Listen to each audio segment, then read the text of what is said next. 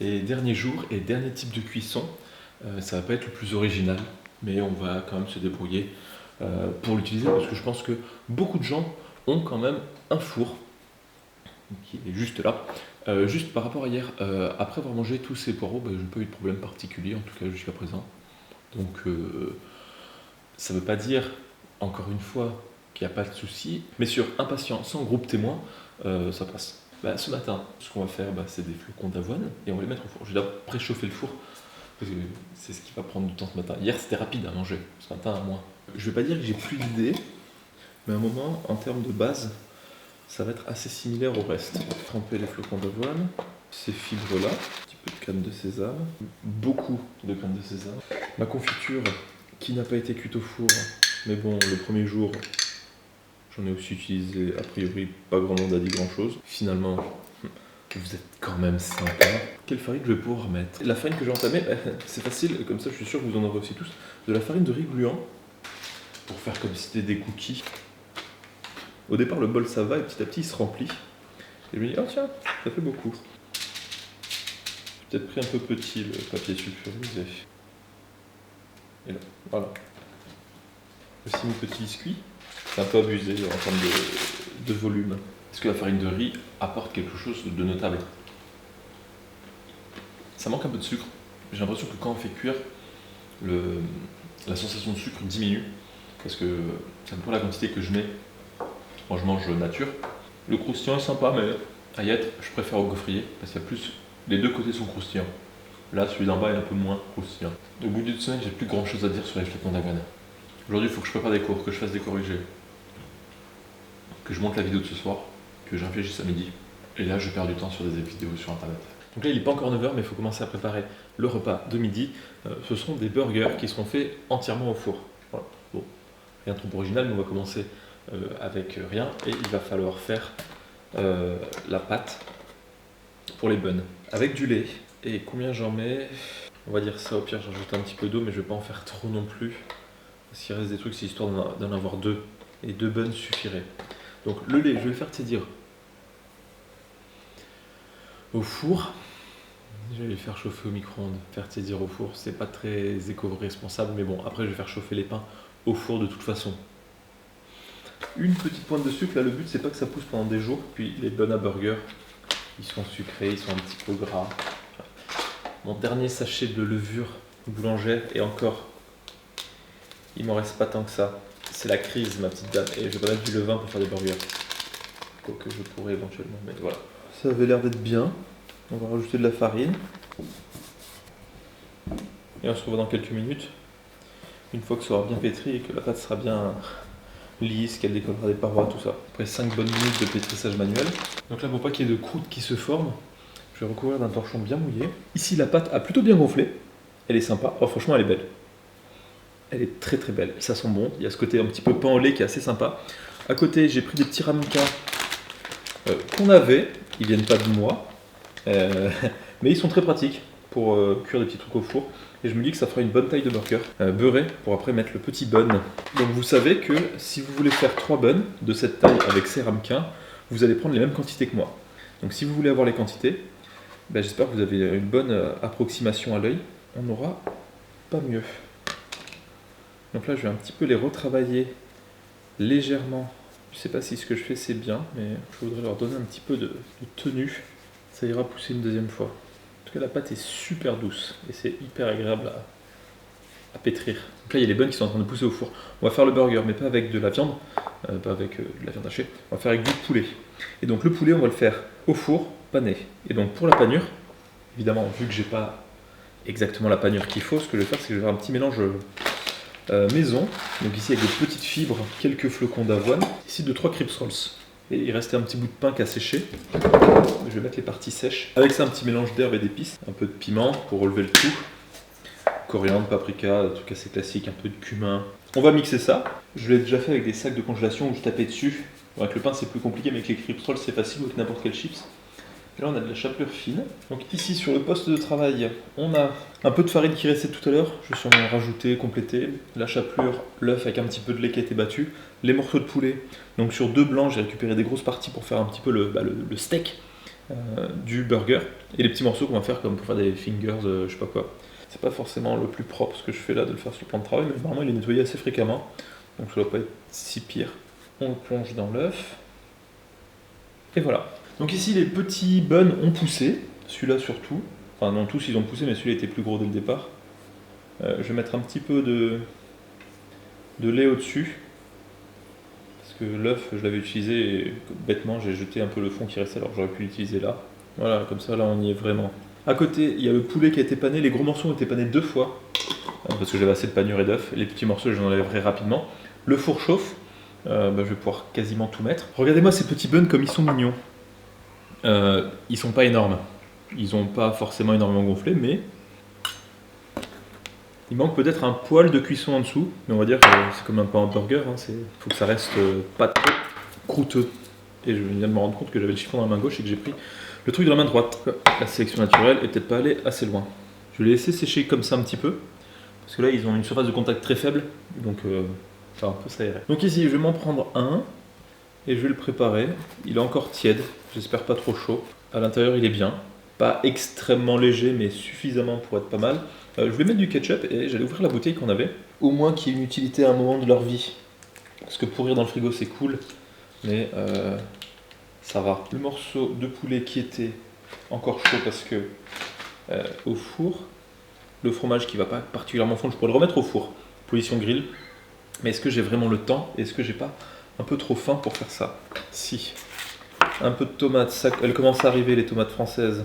Je sais que l'ordre des aliments dans un burger est très codé. Il y a des gens qui sont très à cheval sur cet ordre. Celui-là me paraît pas non plus complètement incohérent. Où la tomate va pas complètement humidifier le pain ni le poulet. Donc je me dis, ça peut passer. Je vais mettre ça là. Et là, vraiment pour la couleur, clairement. J'ai mangé assez de verdure hier. Ça, c'est pas mignon tout plein. Bon, je rangerai un peu tout après. Là, c'est vraiment pour déguster avec vous. Après, je vais pas manger tout seul non plus. Il n'y a pas de raison que ce soit mauvais. Franchement, le pain juste tiède. Voilà, évidemment, on aurait pu le repasser à la poêle un petit peu avec un petit peu de beurre une fois qu'il est coupé pour avoir ce côté un petit peu croustillant. Faire une sauce barbecue maison. Là, le but, c'est vraiment, on peut tout faire au four. Hein. Après, la contrainte était assez limitée, mais honnêtement, le poulet pané au four, c'est quelque chose d'assez stylé. Et là, honnêtement, franchement, le pain burger, il est trop stylé. Je l'ai faite au hasard, cette recette. Mais elle tombe bien parce que, en termes de cuisson, en termes d'ingrédients, on a ce côté du burger qui est très facile à manger, ce pain sans croûte, quasiment. Voilà, facile à manger, et là on a tout. Et avec le poulet, c'est super bon. Une sauce au roquefort, ça aurait été bien aussi. Voilà, un petit repas de midi qui est bien. Et ça prend du temps quand même, parce que c'est en se levant qu'il faut commencer à préparer les pains à burger. Pour le midi en tout cas. Le temps que ça pousse, le temps que là, il est 13h30. J'aimerais manger à midi, il est 13h30. Après, il faut que je trouve une petite idée de dessert, que je prépare mes cours. Ben, ça sera très bien, peut-être me poser un petit peu sur la terrasse quand même. Ce serait dommage de travailler toute la journée.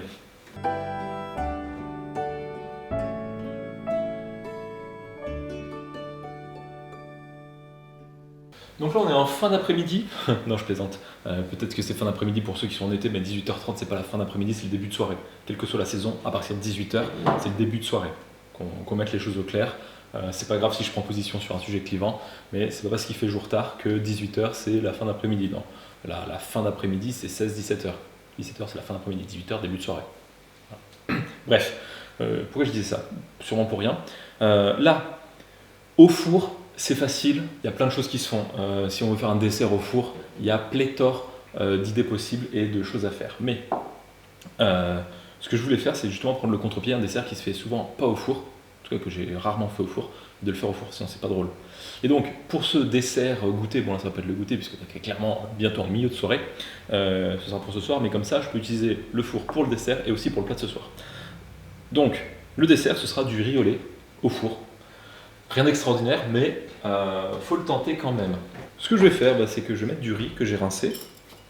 Je vais faire 2 portions, au pire ça m'en fera pour demain. Et je sais pas pourquoi j'en ai sorti 3, alors je vais en faire que 2. Il va nous falloir aussi du sucre et du lait. Waouh! Et avec un peu de chance, on n'aura pas besoin de plier. Je vais aussi mettre des raisins secs, il faudrait que je mette dans un bocal parce que là c'est en train de déchirer complètement. Donc ça, je sais que c'est le dessert particulièrement clivant. Il y a plein de gens qui n'aiment pas le riz au lait pour la consistance, et il y a plein de gens qui n'aiment pas les raisins secs. Donc est-ce que je double la clivance possible? Ou alors est-ce que justement je me dis, peut-être il y a des amateurs de raisins secs qui n'aiment pas le riz au lait qui vont vouloir goûter parce qu'il y a des raisins secs, mais je pense que c'est très limité comme population. En tout cas, et pareil dans l'autre sens. Le raisin sec n'est pas l'argument qui vous fait aimer un dessert. Dans aucun univers c'est le cas. Donc je mets du lait un peu plus que jusqu'à hauteur. Ça c'est pas bien ouvert là. Il y a un petit filet. De toute façon, ça va être le truc où je vais vérifier en cours de cuisson et je vais voir que... Ah, double stream. Et que je vais voir qu'il n'y a pas assez, je vais en rajouter. Et s'il y en a trop, bah, il n'y a pas grand chose à faire, je le mangerai liquide. Mais je pense que là, il y en a clairement pas encore assez. Donc là, c'est un dessert que, si ça marche, n'importe qui peut le faire. Avec du zeste d'orange. Et ça, direction au four, direction le four, mais un peu plus tard, une fois que j'aurai fait le plat principal. Donc là, voilà, on est aussi, c'est la fin de la semaine, enfin en tout cas ma semaine de défi. Je ne veux pas dire que j'ai la flemme de faire des trucs compliqués, mais voilà. Hein. Donc, si je peux, et là je vous parle, je suis même pas là. Si je peux me faciliter la vie en faisant des trucs que je mets au four, je m'en occupe pas, il faut de ça aussi. Hein, parce que les burgers, passer la matinée dans la cuisine, ça va 5 minutes. Donc, un plat, je vous ai même pas dit ce que je vais faire ce soir. Donc ce soir, parce que je ne sais pas non plus complètement ce que je vais faire, il y aura des pâtes au four. Et là, pâtes au four, ouais, bah, il va nous faire des lasagnes. Non, non, non, beaucoup trop simple. Il va nous faire cuire des pâtes et après il va les mettre au four, il va les fourrer de quelque chose trop compliqué. Ce que je voulais faire, c'est faire un mélange avec des pâtes, mettre au four, on le ressort, c'est prêt. On met tout cru, on met au four et on reprend. Okay. Ça existe, il y a plein de gens qui ont dû le faire. Je ne me suis même pas trop renseigné parce que ça devrait marcher. Donc, pour ce faire, vous aurez besoin de pâtes. Première fois de la semaine où je fais un repas de pâtes avec des pâtes. Achetez, c'est déjà pas mal. Et les restes de la semaine. Il nous reste un œuf dans le soja. J'espère qu'il est encore bon. Au pire, il recuira. Il nous reste du poireau. Un peu de chorizo que j'avais mis dans les pâtes il y a quelques jours. Le fromage, bon ça c'est pas un reste, mais voilà. Et les nuggets de poulet de ce midi. Voilà, et bien tout ça, il n'y a plus qu'à tout mettre. Je vais un peu rincer, laver, on va assembler tout ça. Quelques poireaux. Bon là, j'espère que ça va marcher. Après, au pire, je suis pas trop difficile et je le mangerai de toute façon. Mais autant manger quelque chose à y être qui soit, si possible, plutôt bon. Je vais pas m'embêter, hein, on va tout mettre dedans d'un coup. De toute façon, si vous voyez ça, c'est que j'ai quand même monté la vidéo et que je me suis dit qu'il y avait un intérêt. Si c'est pas gustatif ou culinaire, ce sera divertissant. Donc là, à ce moment-là, je ne sais pas encore si on est sur le côté culinaire ou divertissant. Je pense que je le saurai bien assez tôt. Ah oui, en plus, je pourrais mettre avec le fromage au-dessus un petit peu de la chapelure qui me reste de ce midi. Non, non, c'est bien. Vous voyez, le plat de fin de semaine, si en plus on peut le finir au four, je vais vous dire, c'est parfait. Les nuggets, clairement, je pourrais les manger comme ça, mais là, j'en finis avec ce défi. Par contre, le truc qui va être un peu compliqué, ça va être de gérer la quantité d'eau pour pouvoir que les pâtes cuisent, mais pas qu'elles soient dans une sauce complètement détrempée. Ça sent pas l'œuf pourri. C'est déjà bien. Ah. Allez, on va le découper avec les doigts.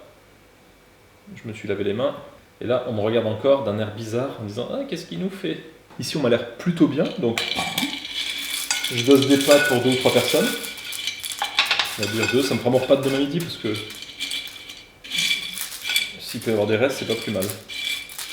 Pour apporter un petit peu de vie, de jus et de liquide, ici j'ai une boîte de tomates, je crois que je me suis trompé, ou alors c'est qu'il restait que ça dans les rayons, et je voulais comme la sauce tomate, donc là c'est tomate aux herbes de Provence qui est déjà assaisonnée, donc ça me permettra de faire la sauce directement. Et pour aller chercher de l'eau, je vais prendre là-dedans, comme ça je récupère la sauce tomate. Je sais pas trop combien il faudra, donc là pour l'instant je mets une deuxième boîte de conserve mais d'eau.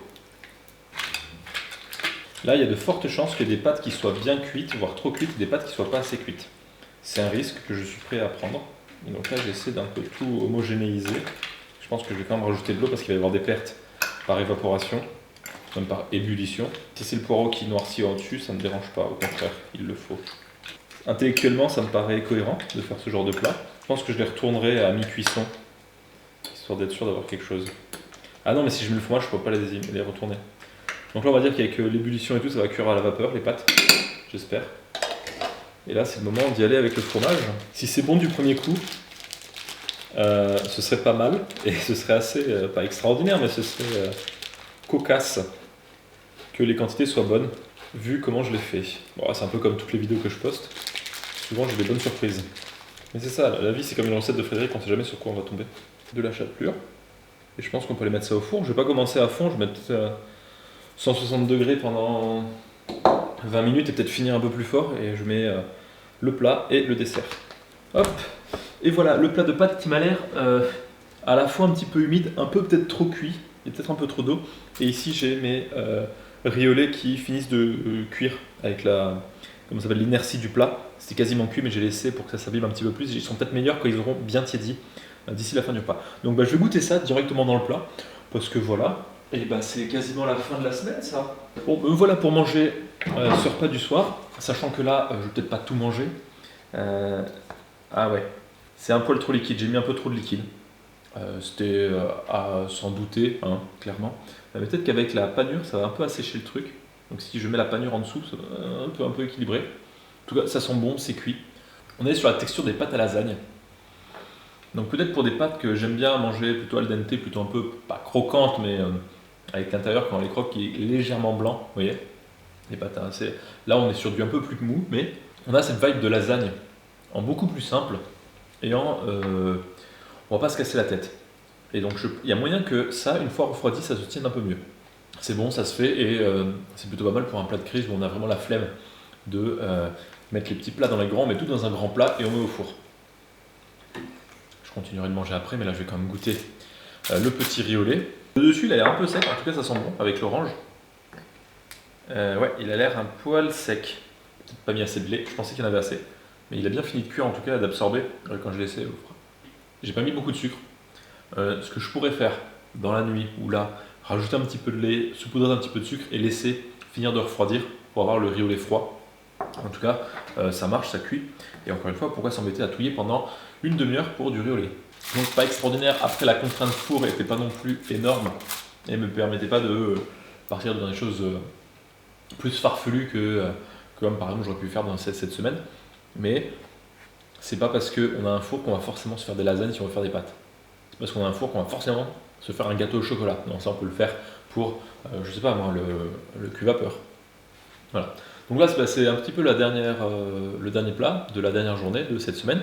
J'espère que ça vous a plu. En tout cas c'était sympa de tester ça. Les semaines à thème c'est quand même assez contraignant de mon côté. Je vais pas me plaindre hein, parce que là j'ai le temps, c'est sympa et tout, mais en termes d'organisation, de gestion, surtout quand on est plusieurs dans un appart, c'est pas évident. Mais ça se fait bien, surtout que là la contrainte n'était pas trop importante. Ça va.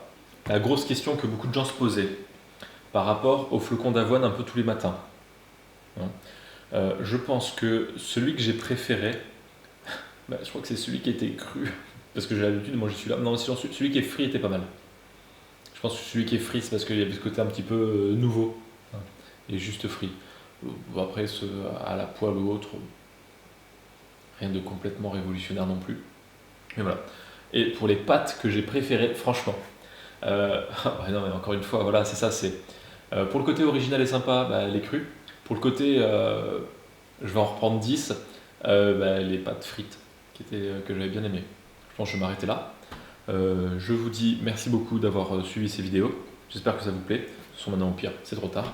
Et je vous dis à très bientôt. Peut-être même plus tôt qu'on ne le pense, parce que là, j'ai encore du temps libre jusqu'à... On ne sait pas trop. Voilà. Portez-vous bien.